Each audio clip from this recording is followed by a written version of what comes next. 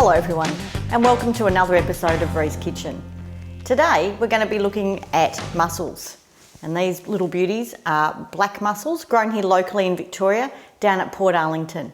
I was lucky enough to be down at Port Arlington yesterday, and these came off the boat yesterday afternoon, so you're not going to get much fresher than that. So today we're going to make mussels with tomato and chorizo, one of our favourites. So let's have a look at the ingredients first up. So here we have about 2 dozen of our black mussels, 1 red onion diced, 150 grams of speck in battens, 1 chorizo diced, half a dozen small button mushrooms, 1 bottle of sugo or passata, and some parsley. All right, so let's focus on these little beauties, our mussels now. Now with all fresh produce, it's always best if you can get to know your grower. And I'm very lucky to say that I've gotten to know Jen from Mr. Mussel down at Port Arlington, and she's taught me an awful lot about the beautiful mussels that she grows. What I'd like to show you is that some mussels, you can see from this one as opposed to this one, have a little bit of a white scaly bit on the outside. This is actually the house of a worm that's well and truly been and gone now, that lives in the ocean with the mussel. Has no effect on the mussel, makes no difference to the taste, but if you really wanted to scrub it off, you could get a scour and give it a bit of a scrub, but it's certainly not needed. Now, when we prepare our mussels, we can see that it's got a bit of a hairy bit on the side here called a beard. Now, there's 2 ways to de-beard a mussel, the hard way and the easy way. The hard way is before they're cooked, and the easy way is after. So I'm going to show you both ways. So grabbing a mussel with a good bit of beard on the side here, you can see that mussels have a straight edge and a curved edge. That's very important for later when we're talking about how to open our mussels. But for de-bearding, we turn them upside down so the pointy bit's reaching to the roof, grab our bit of beard and give it a good yank to the bottom. As you can see, if you had to do 1 kilo or 2 of those, you'd get quite a sore finger. So that's why that's considered the hard way. The easy way is once we've started to cook them. So now as I start to warm up my pan, so I have here an empty pan that I just want to get hot and up to temperature.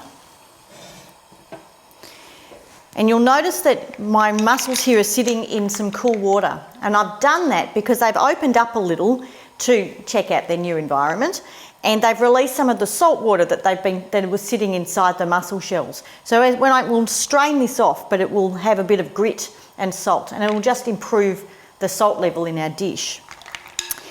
How to tell a good mussel from a bad mussel is probably important for me to tell you now.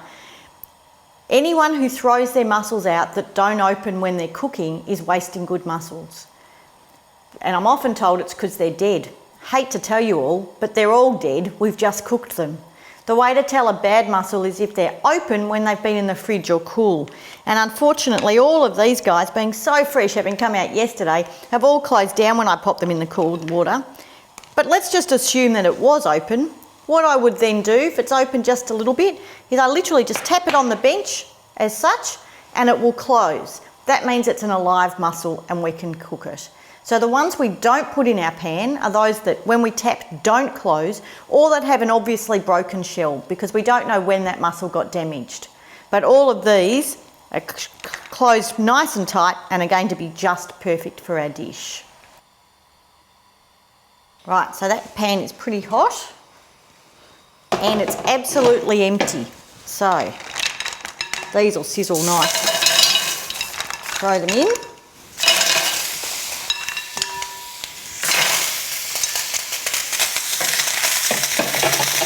Put the lid on, and now we just let it sizzle until it starts to really foam up like a really bad cappuccino. But you can see all the dirt and grit that's in our bowl. We can just throw this liquid out now. So now as we can see, we've got our bad cappuccino look happening.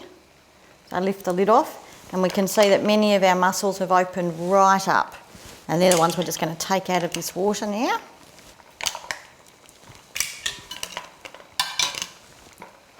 Now, in the bottom of our pot here, I have quite a lot of liquid that's come out of the mussels.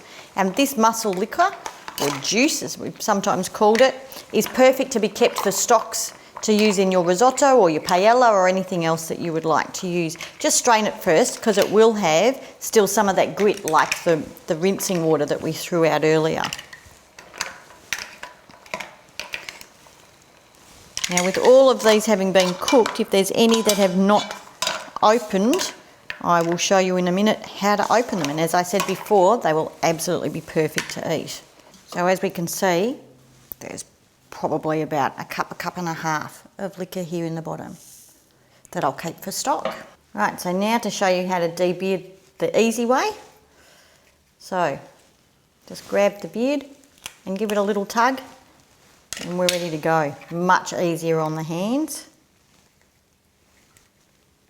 Now if you wanted to, depending on how you're going to be serving these mussels, we might completely remove them half the shell and leave them on the half shell, but for this dish we're going to leave them in the full shell. Alright, so just grab the beard and give it a little tug. All right, now to open those tricky ones that didn't open. So remember, as I said, those that haven't opened and are still very edible because they're all dead. That's why we've cooked them. So now you'll often find that they're actually quite heavy because they're full of water. So by grabbing one, remember I said we have a straight edge and a curved edge. And the curved edge is where the hinge is. So what I need to do is with the sharp end of my knife, just get in, bring my knife down, and break through that join on the mussel there. Now be careful because as I open it, may well have a lot of water in, and I can debeard her and pop her across.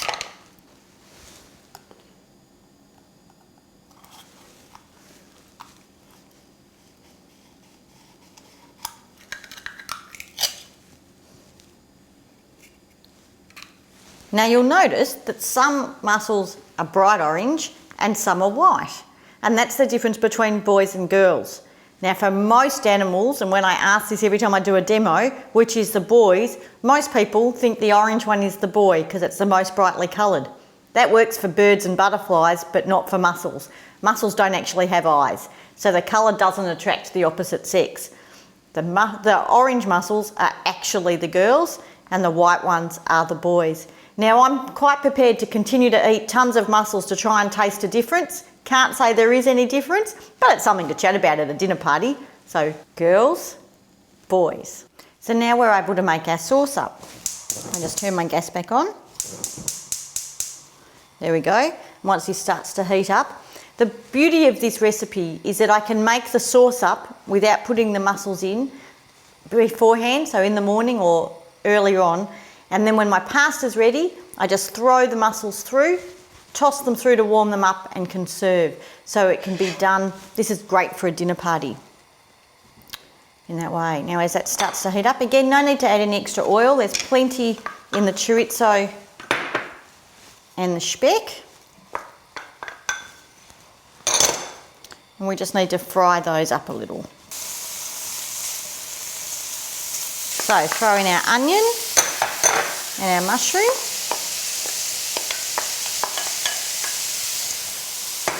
Now we just fry that up till the onion starts to soften. Now one of the questions that I'm often asked about mussels is how long can I keep them? Fresh uncooked mussels in the fridge with just a damp tea towel over the top will keep for 3 to 4 days. So my onions have softened up there. Everything's started to brown off. That's right to add our sugo in now.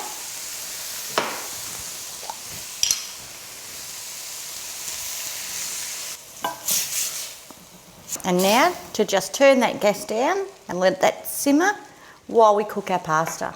Fantastic. All right, so my pasta's ready and I just need now to put my mussels back in my sauce to warm through.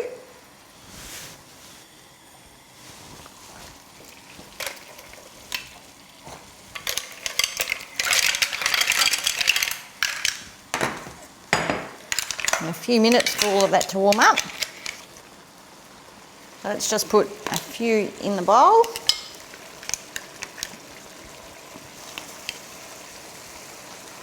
Spoon some of that luscious sauce on.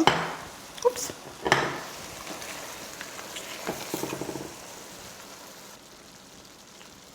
So now just a sprinkle on some of that parsley. Doesn't that just look delicious? Ready to eat. Can't wait.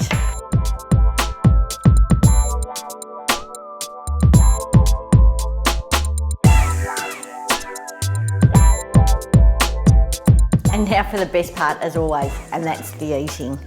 Oh, I've been looking forward to this all day.